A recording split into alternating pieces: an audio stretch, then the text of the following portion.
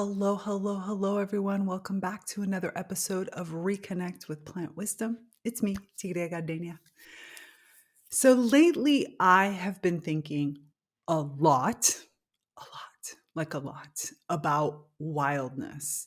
Not just the kind that like howls at the moon or runs barefoot through fields, though I am all for that. I'm talking about the kind of wildness that pulses quietly underneath your skin, that kind that knows who you are beneath all the roles and the rules and the routines, that kind that of wildness that just can't be domesticated, no matter really how hard they try.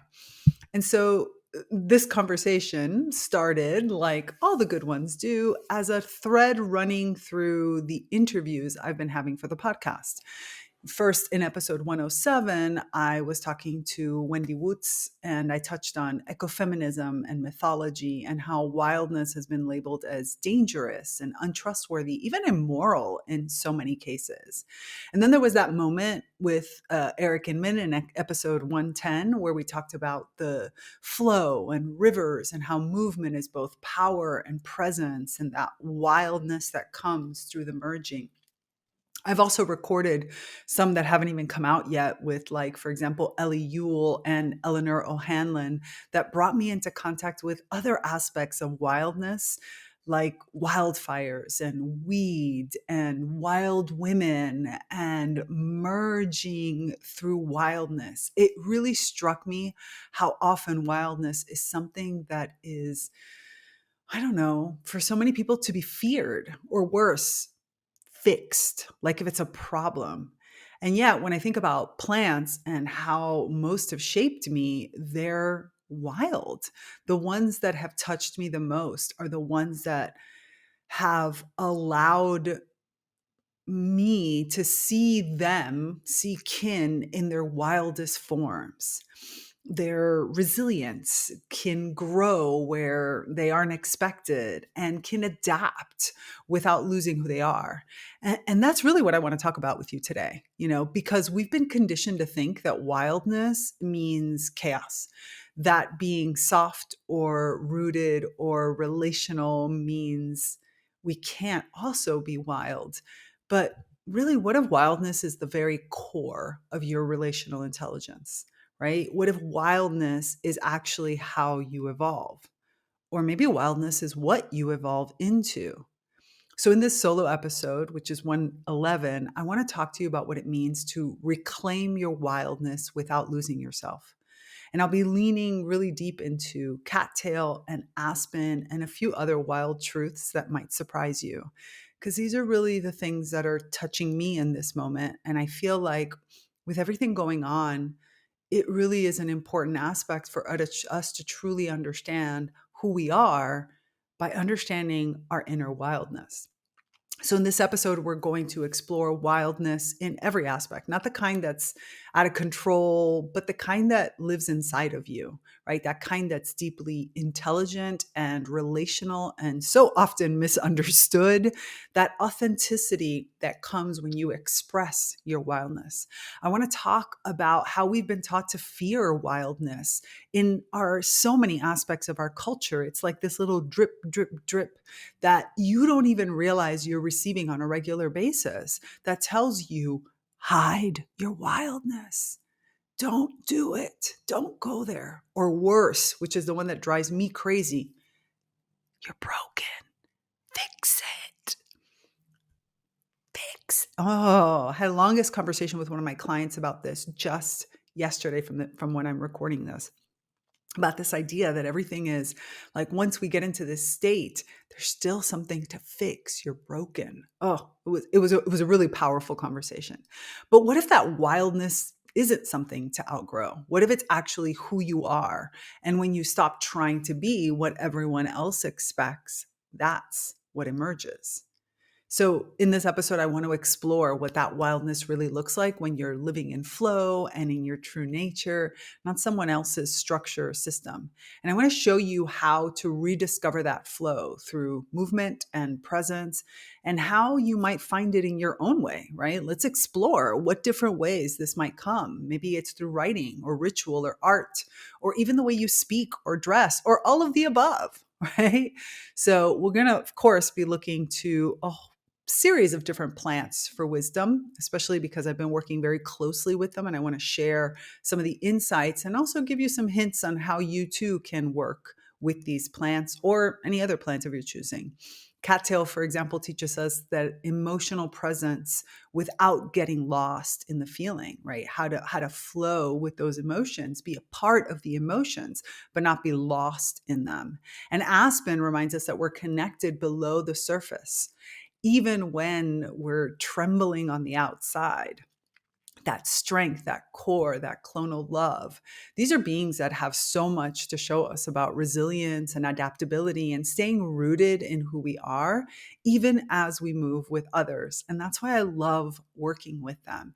It's an intimate type of work. It's very different work than some of the work that I do with someone like Gary the Silver Fir, that's much more loud and present and visible. Cattail is more intimate, and aspen, especially with that quaking nature and those connected roots, it's all kind of happening below the surface. So I guess maybe one of the most important aspects we're going to get to today is how structure or certain kinds of structure can actually serve your wildness. The idea that wildness doesn't mean out of control, which I think is what, again, societal norms try to tell us. But instead, wildness is something it's much more than that. It's not about boxing it in, but more of giving it space to express itself, to evolve, to feel safe enough to be seen. And because this isn't really about tearing everything down to feel free, I want to focus on the creating containers that let your wildness bloom, that let your wildness expand and evolve, and that the freedom that comes in that, even while you're relating to others. By the end of this episode, I want you to feel permission to reclaim your own wildness, not as chaos, but your true nature in motion. To trust that you can evolve through relationship and still remain rooted in yourself. I want you to understand that flow isn't something you force, it's something you feel. And that wildness, when it's honored, is, how do I say this? Let me see. How can I explain it? It doesn't erase your identity, it actually reveals it. So while movement is the gateway that helps me, right, find my way, my wildness, I mean, getting into that state, that place that I talk about often, that the words struggle. So I apologize for hiccups and misstarts, because this topic, it's taken me a long time to express, because I think oftentimes when I start to come into the conversation of wildness, for a long time, it was just got ranty about how society doesn't allow us to be wildness. And we are going to talk about some aspects of that. But it's also that wildness, we don't really know how to express it, I think. I think we've been programmed to see things in wildness as like, the crazy woman, especially the hysteria, the one that does whatever the fuck she wants. But wildness isn't really that. And your path may be very different from the way that I have reached my wildness and I've tapped into that. So, really, that's why I said I want you to feel permission at the very end to explore it. It might come for you through writing or color or touch or the way you laugh at the exact wrong moment. It might come in something you read that triggers something in you, or something you watch, or just being. Working with my clients, I get to explore how wildness flows through them in whatever unique form that it takes. And that's why this is coming about. It's coming home to what's already whole. And that's, I think, the hardest part that you don't want to put in, that I struggle with putting into words, is that we think of wildness, or the expression of our wildness seems like something that's fragmented or broken or wrong, and in reality it's our wholeness. It's already worthy, it's already wildly wise, because it's connected to this thread that permeates through every aspect of your life, from your inner humanness, your inner animalness, your inner plantness, but also probably your past lives, your soul structure, your personalities, your ancestors, your, spiritual ancestors. Like, your wildness is that authentic part of yourself, and so therefore it touches all of that. So this is the conversation I really want to have with you. So you know what, let's just get into it. But first, I forgot, I want to invite you to connect to one of my eco-conscious business partners, because they're pertinent to the episode as well.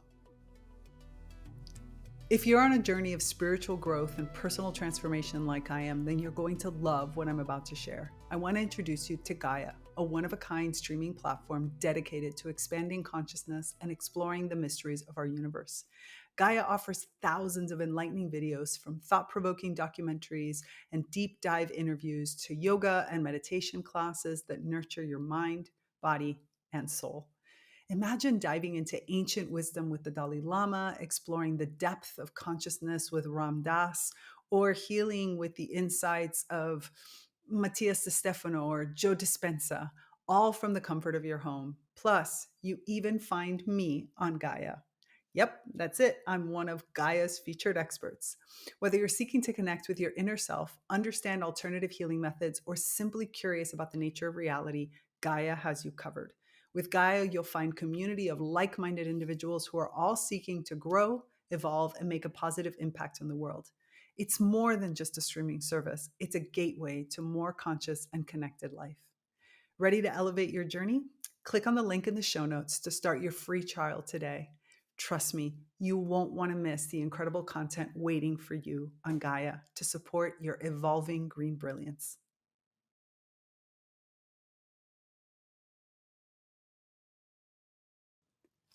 Welcome to ReConnect with Plant Wisdom. I'm your host, Tigria Gardenia, nature-inspired mentor, certified life coach, and the founder of the Naturally Conscious community. For over a decade, I've been known as a world ambassador for plant advocacy, working closely with plants to share their practical wisdom to help you consciously embody the elements of life that nourish your evolution.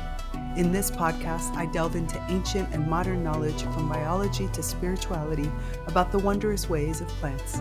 Together, we'll explore how ecosystem thinking helps you overcome limiting beliefs, understand the true nature of relationships, and live an authentic, impactful life. So let's start with the idea of wildness. In modern culture, wildness gets treated like a problem, something to tame, something to control. Wildfires are threats. Wild plants are weeds. Wild women are unhinged. Like, wildness does not have a good kind of connotation. But the interesting part is that wildness, from a nature perspective, like nature with a capital N, right? The personification of nature doesn't see wildness as dangerous. Kin, or the beings of nature, see wildness as intelligence, as responsiveness, as essential, right? Because that wildness is that instinct, that core essence that knows things. So when I think about my own relationship with wildness, I realize is that it's taken me time to unlearn what I was taught about what's appropriate, what's productive, what's famous words for me, too much.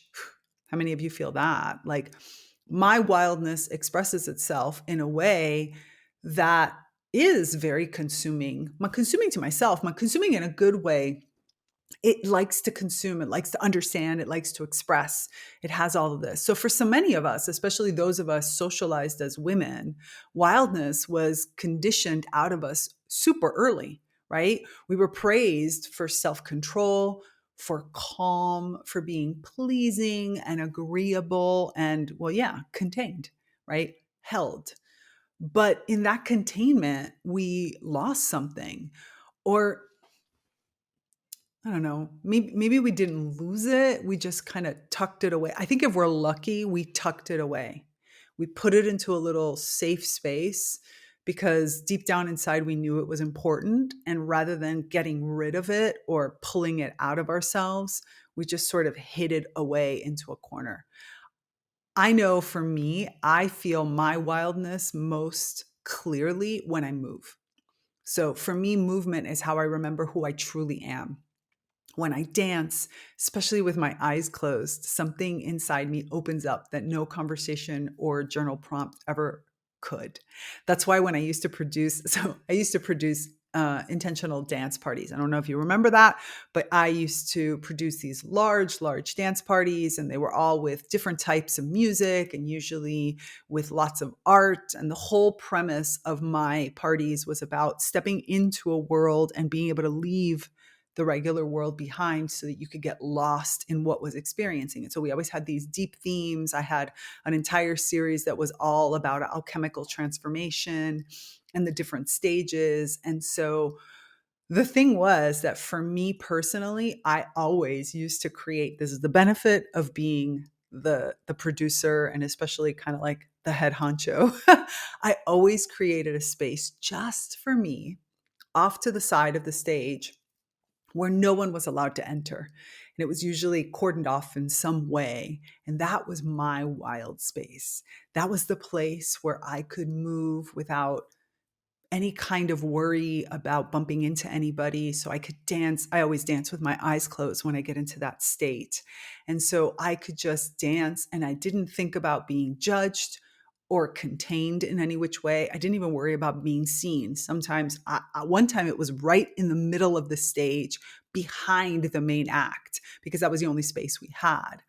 And in that space, it's just me and my body and the rhythm of whatever is flowing through me in that moment that is being guided by the music. I always used to say that I never had to take drugs because the music is my drug. And that really is the way that it is for me. My wildness comes through much more strongly. In other words, I can hear who I am. I can feel who I am. I can express who I am when I move, when my body is allowed to do its thing. And it's funny because sometimes people would come up to me afterwards with, you can't imagine how many times this has happened to me. It's really weird. The last time it happened to me, I was in Croatia. It wasn't even my party. I was just like, my friends had taken me to this like club in Croatia. I had the right type of music. It was the right moment for what I needed.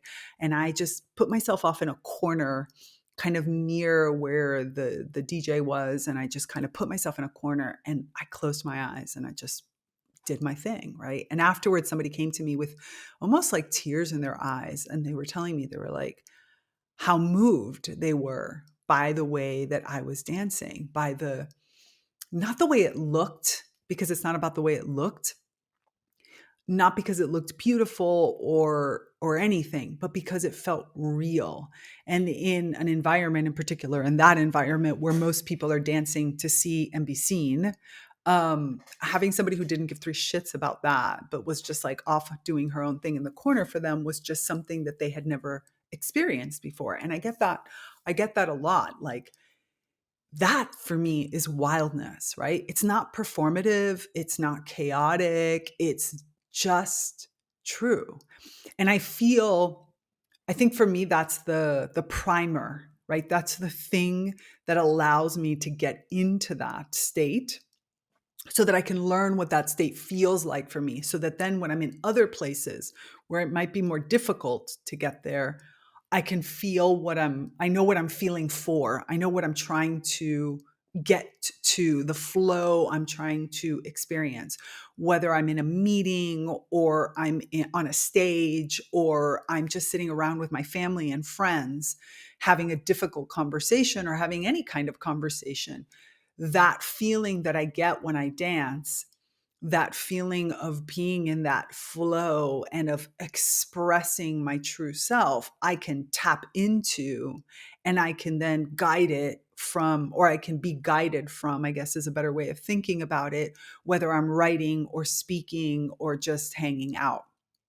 And and my plant allies have really helped reinforce this, especially as I often point to the plant, for those of you that are watching on the video, right behind me, right? No name Dracaena. And no name Dracaena has like really helped with this, because Key still to this day doesn't want to talk. Key doesn't want a label or a name or for us to sit down and have a chat for me to journal about. Key always wants me to move. And every question I bring, every curiosity, excuse me, every curiosity I hold, every time I want to sit and work with this plant or experience things with this plant, Key meets me in motion, which is really interesting because obviously Key's not moving around. But there is emotion. This plant holds emotion. And Key has been showing me how my answers come through my body, how my processing comes through my body, how gesture and sway and all those parts of me that don't want to speak, even though I am a good speaker and I love speaking, I do process through speaking, but speaking is not always appropriate. And sometimes it's pacing. Sometimes it's doing yoga. Sometimes it's speaking with my arms in full motion. Sometimes it's drawing, but really exaggerating the motion of my arms. All of that motion. And sometimes it is sitting still, like in the grass, but there's a movement. There's a swaying with the wind and with all the other beings that are in that grass. Like that's where flow lives in me. And that's where I tap into my wildness. So when I get too far away from it, when I lose touch, that's where I head. Flow is one of those words that we throw around a lot, especially in coaching and creative spaces, but it's not always clear what it actually feels like. And that's what you want to get to. You want to feel it so that you can pull it up whenever you need it, or know and identify and go with it, guide that flow, not get lost in that flow, which I think is the other big mistake that happens. We think we're supposed to get lost in the flow. Flow is supposed to be the guide. No, you are always the guide, always the guide. But you guide the flow. You watch how the flow is moving, how your own expression and your own beingness is in there, how your wildness, that part of you with no censoring, with no anything that's holding it back, how and where does it want to go? And then how does that fit in relationship with others? Flow isn't ease necessarily, it's presence. It's it's that quiet clarity that rises when you stop performing and you start aligning with the things that you're doing. When you collaborate not out of I should or I have to, but out of wow, this is going to make it better. From I do the right thing because it's the right thing to do. It's your body whispering to you, yes. And before your mind even catches up, flow doesn't always look graceful. Sometimes it's messy or slow or weird, even. It comes in really unexpected ways. But when it's real, you feel it. And your wildness comes in expression through that flow. Because again, now you're taking who you are and you're putting it into relation with something bigger, something outside of you. And that's that expression. So that's what I hold space for in my work, right? I don't give you a formula. I was talking about this recently because we were having a big discussion here in Dom and Her around the concept of communication and relationships in particular. And we were a group of facilitators and we were talking about like, what's the process to get there? One of the people in the group really wanted to create a process. And I was thinking hard about like, what is my process? Because with every single one of my clients, it is a very different experience. So I can't just say that I have this one way that I work. And I realized that my biggest process is that space, right? Like the most important thing I do from the very, very beginning by having you talk about not just what you want to accomplish in the work that we do together, but who you are and what are your values and what are the things that are most important to you, is start to create that container, that space in which you can just start to let all your defenses come down. You can stop censoring yourself, where you don't think about or worry about your worthiness or your imposter syndrome or whether it's going to work or anything like that. I don't give you a formula that says do this, then do this, then do this, do this. I create a container so you can feel your own wildness, your own rhythms, your own inner intelligence start to emerge. And from there, we build your worthiness. There, we start to befriend that imposter syndrome. And it's there where you start to realize, oh my goodness, it is going to work. I can do this and I can do it with ease. I don't need this to be hard.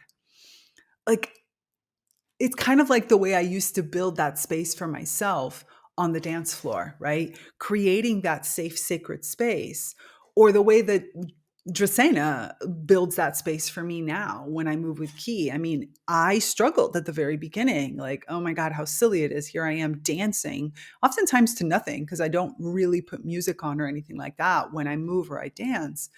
But I have noticed in these 2 years that we've been working together on this, how much more creative I am, how my imagination has found its footing, how much better I interpret and understand things, my ability to remember, my comprehension, and creating that kind of space is so important. And here's the thing that's interesting about this, as I'm sitting and I'm thinking about it, this is where plants live.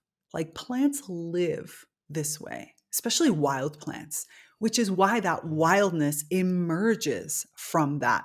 For me, again, it's movement. For somebody else, it might be writing. For somebody else, it might be colors and any kind of thing. So, it could be anything. What I create in that container is a container that will hold it, that will allow you to explore and find it, trying things that maybe will and maybe won't work.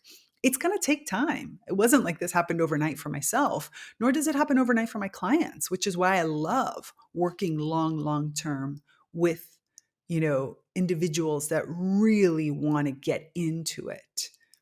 I'm holding my teacup. You can't see it because it's like off screen, but I've been holding my teacup this entire time because I thought I was going to take a pause, but me and my talking, I just talk. Jen Mai Cha. I love it. Anyway. And the thing about this is, like, the reason why plants are so good to work on these types of things, besides the fact that I can't be with you 24/7, right? But your house plants or any kind of plant ally that you're working with can be, and, can grow this way without any kind of permission. Nobody tells kin that they can or they can't.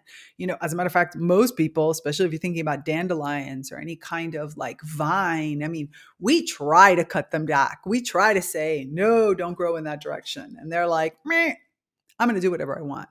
They stretch towards the sun unapologetically. They can root where they find support, can move and adapt in relationship to the environment, but they never lose their essence, right? That plant always is that plant, not just that species, which I think is something that I get asked a lot. Like, when you start working with plants, do things change? I have right in front of me 1, 2, 3. Is there only 3 of you now? 3 aloes that actually all originally came from the same plant, Vera. All of these are children of Vera. Actually, that's not true. Henna is a child of one of the children of Vera. And yet, Jaina, Zan, and Hannah all have very, very, very different personalities. Like, they grow at different speeds. Jaina is large and takes up lots of space and wants to be seen, and yet is relatively kind of off-putting, where Zan is much smaller and much more connected. Like, it's funny. Zan wasn't originally supposed to live here. Zan was given to somebody else, but that person asked me to take care of Zan, and Zan has been with me ever since. And Zan is much more connected to me. Like, I I even moved Zan recently from a place where I would see all of Zan to just, I can only see like a little sliver of Zan right now. And yet, I know that connection. I feel Zan's presence. Zan and I have a really strong connection where Hannah is tiny and Hannah has been tiny for years. I don't know why, because, Jaina, which is technically, I guess, Hannah's mother, is huge. And like I said, Jaina has branches and into all different sorts of directions and is untamed and is unruly. And instead, Hannah is like, bloop, I am going to be perfectly symmetrical and I am just going to come here and give my presence. So Hannah and I don't really talk at all because Hannah's not there. And that's not what I don't know. That's not where Hannah is in this stage in the life. And yet they all arrived. Well, Jaina and Zan arrived at the same size that Hannah has today. And yet they blew up. And Hannah's like, nope, I don't want to do this. And that's the thing, right? They can move and adapt, like I said, in relationship with their environments, but they never lose the essence of who key is, of who that particular plant is. And that's what makes them wild. That's what makes them such powerful teachers.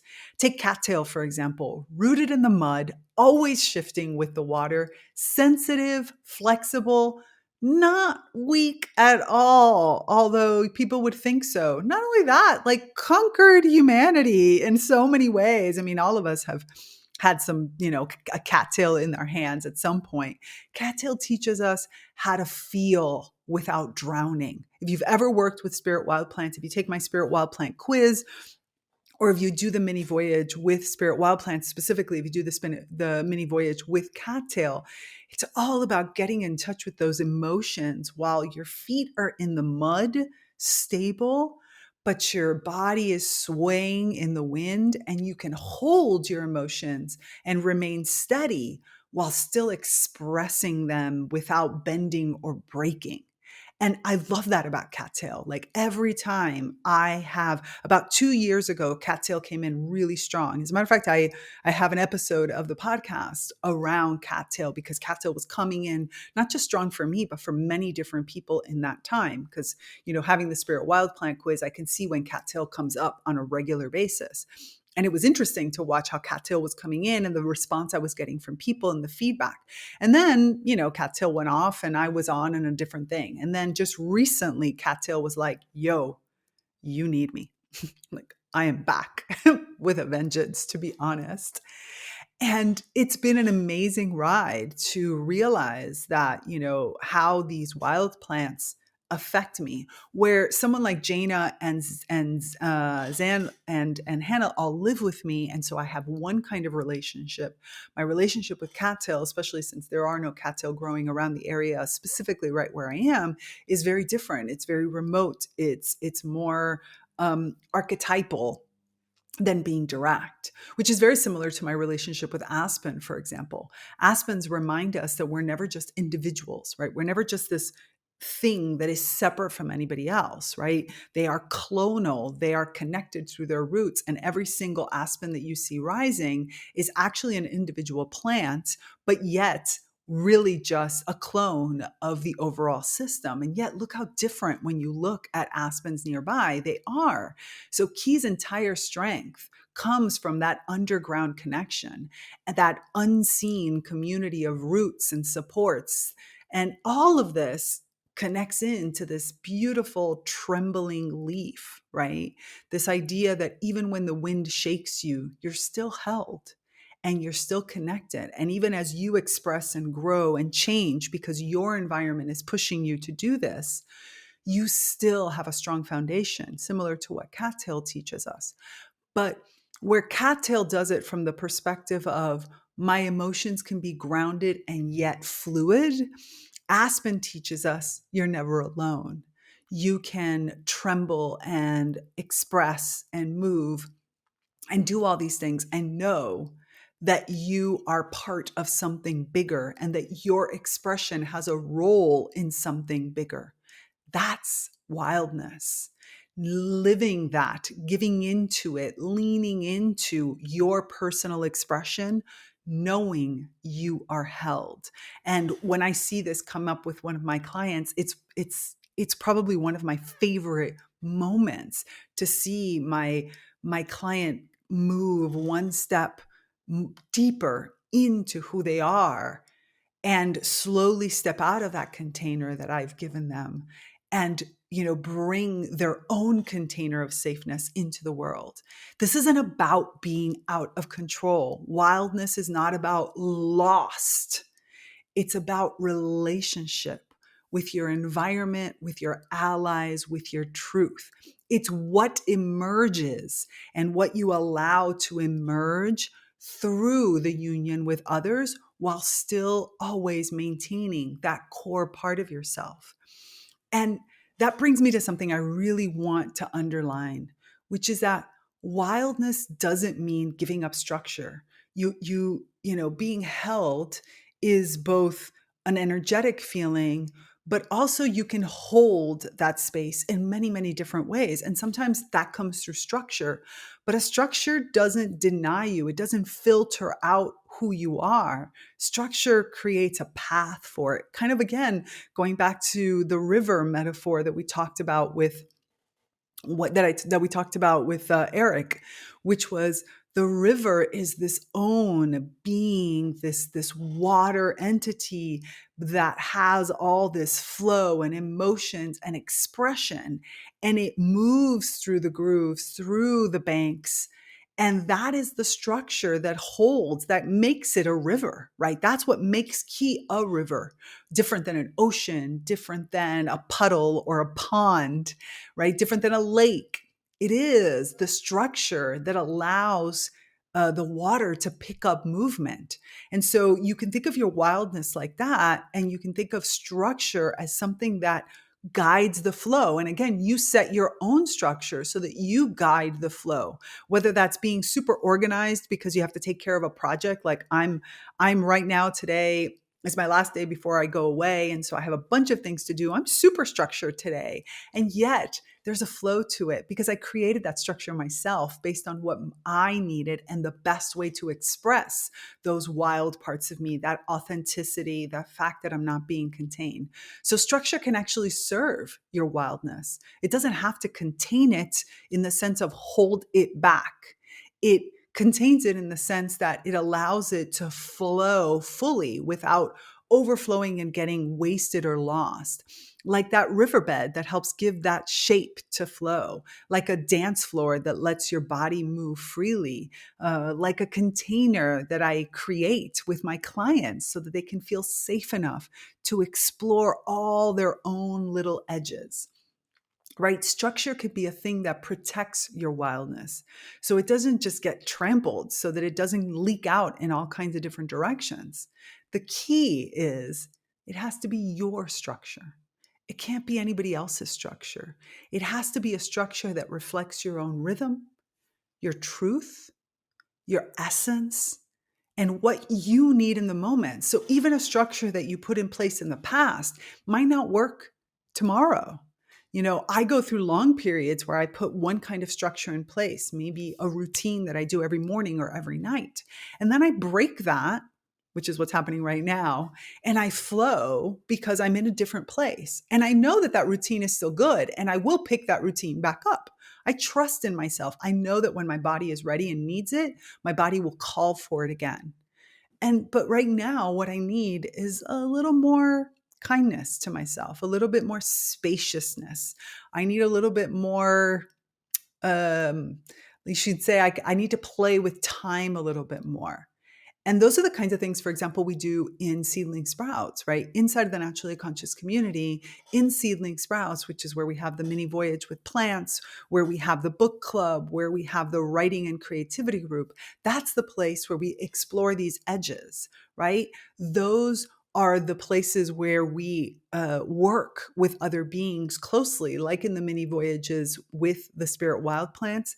It's a place to explore the different ways each one of these spirit wild plants can connect with you, right? The watery emotional energy of cattail, or the deep rest and attunement that comes from purslane, and that big nourishment, or the intuitive intuition, spiritual intuition that comes from chickweed, right? Each one of these plants has their own way of providing different structures. And the mini voyages allows you to, to express that, to play with it in a safe space. The same as our writing group that allows us to, think about different ways of using creativity and the written word to express different parts. Remember, I told you to find your structure, you need to find your structure. And this gives you the opportunity to experiencing those types of structures or any kind of structure so that you can see what works for you, to invite you deeper into your own nature so that you can live as kin do, right? Aware and present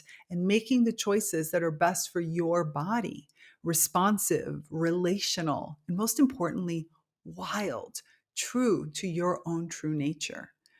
In closing, I really want to leave you with, well, let me think of it this way.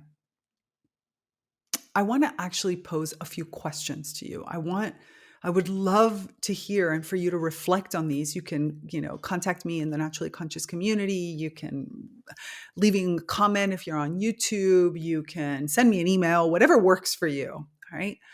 I want to know, what does wildness feel like in your body? And if you don't know what it feels like, what are you doing to try to experience it, the activity, not activities.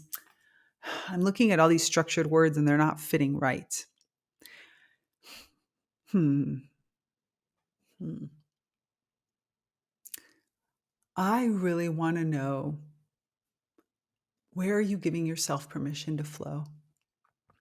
Where is it that you've been taught to contain your wildness? And where instead today are you playing, not to it, playing, that's really the right word, experimenting with, exploring where your own edges are. Wildness isn't something you have to chase. It's been something it's been there just all along with you. It doesn't demand that you give up who you are. It asks you instead to become more of who you are through relationship, through sensation, through flow. It's not always tidy. It's not always neat and simple. Oftentimes it gets into the muck, right? I mean, I was bringing up when I was talking about cattail, the whole idea of flowing in, the stems. But the truth of the matter is that I've been down in the rhizomes with cattail. Cattail has taken me when I've been like, I'm going to flow, and said, no, you're going to swim. And you're just going to sit here in this mucky water of your emotions, and you're going to multiply them out in every direction like a rhizome so that you really feel every part of it. I'm not letting you like flitter away like a fluff ball. I need you to be in this now. So yeah, it's not always tidy and it's not always understood, but it's always real and it's always yours. So wherever you might be, that might be the place for you to be right now.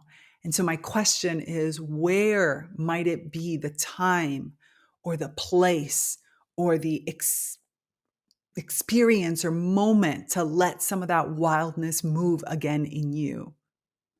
That's what I want to know. I want to know, where is that wildness moving? And if it's not moving yet, how can I help you move it? How do you get into that flow? So if this episode, for example, is something that stirred something in you, if you're feeling the call to move differently in your life, in your creative work, in your relationships, I want to invite you to take some steps, any step. Any step. Remember, I told you movement is good. We were just in a meeting this week from when I'm recording this, and we were talking about the need to scream, because the book that we're reading in the Plant Wisdom Book Club, which is The Missing Island of Trees, which is fantastic, has kind of almost starts, if you've ever read it, it starts with somebody who screams. Not like I'm going to scream, but like screams. And we were talking about how whether physically or metaphorically, screaming sometimes is so good. So I want to invite you to take any step, any step. You can start with the mini voyage with your spirit wild plant, right? It's a gentle plant guided experience to help you connect to that inner wildness in partnership with a plant that best reflects your current inner nature, your current inner world, what you're experiencing, what you need. There's drawing and journaling and movement, and of course a ritual, because you know me, I can't do things without rituals. I need rituals. Like they help me. They give me containment, right? They give me shape. And all of these are designed to help you feel back into the flow, right? So if you want, you can even take the Spirit Wild Plant quiz if you're not sure which wild plant you want to work with to meet the guide that wants to work with you in this very moment. Or if you already know, you can just head straight over to the mini voyages. They're on my website. All the links are also going to be in the show notes. And if you want to go deeper, like really deeper, if you're ready for a more personalized support, then book a discovery call with me. Again, it's in the show notes, but of course you can always hit it from my website. Come on, my name is pretty simple and my website is just my full name, tigriagardenia.com. So it's pretty easy to find where I am. This is the work I do every day with my clients, helping you create your own container for wildness so you can flow with your true nature in a way that feels grounded and embodied and real. And I love this work so much because in a time in history, which unfortunately for women is a time that seems to never go away, where we are constantly being told what we can and we can't do, that we are this and we should be that, and you are not allowed to do this, and this is not who you are. Isn't it beautiful to have one place, at least one place, where you can just be yourself, where you can let your wild self shine? And if you work with me, you don't even just get one space, you automatically get two, because I always work one-on-one and in the naturally conscious community. So you get to experience this wildness in every direction. You get to have me hold that space for you, and where we can really explore it and flow with it and play with all the different sides and the edges and the center and everything about it. And you get to work really closely with a group of people who are all doing this work together. And so we get to hold each other and support each other. Remember, I was talking about aspen, right? This is that interconnected root system, while you get to come up as a beautiful trunk and lay your canopy out however it is that it wants to flow, to catch that sunlight, right? That's what it is. And so remember, you were never meant to be domesticated. You were meant to grow like Kindu, like plants, and you were meant to be free like an animal and like a tree. You were meant to be responsive and relational, like to be in relationship. And yet at the same time, to be completely untamed in all the best ways that that word holds. So thank you so much for being here with me, with your plant allies, with all of the allies around the world that want to work with you. And as always, remember well, that didn't come out right. I'm still in that state. I was about to just do my wrap up, but I'm in this state where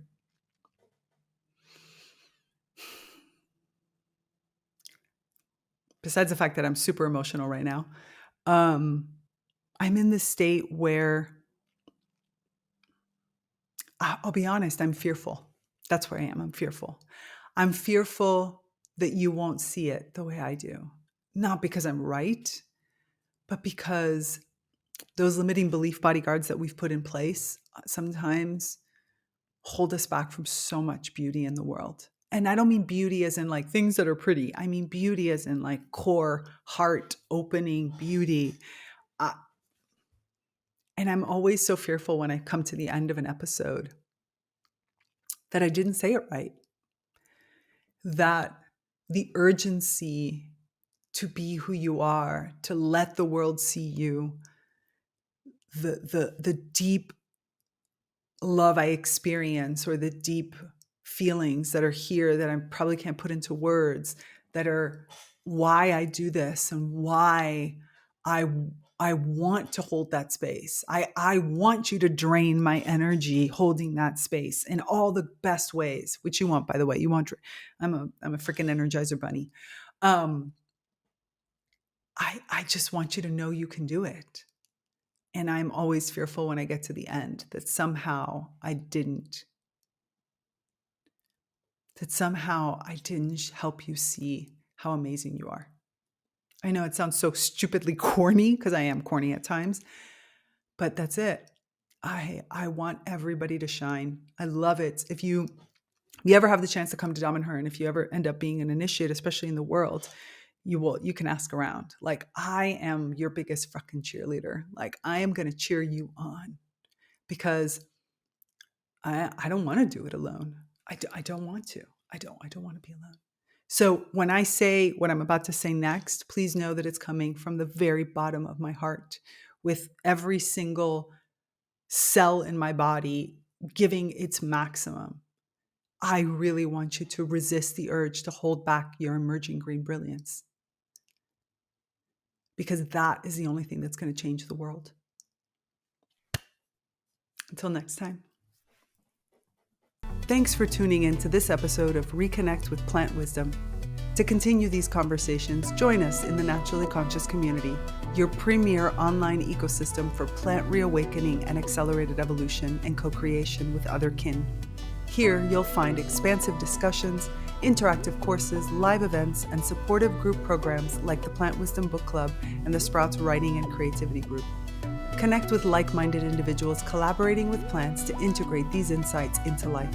Intro and outro music by Steve Shuley and Poinsettia from The Singing Life of Plants. That's it for me, Tigria Gardenia, and my plant collaborators. Until next time, remember, resist the urge to hold back your emerging green brilliance. I'm out. Bye.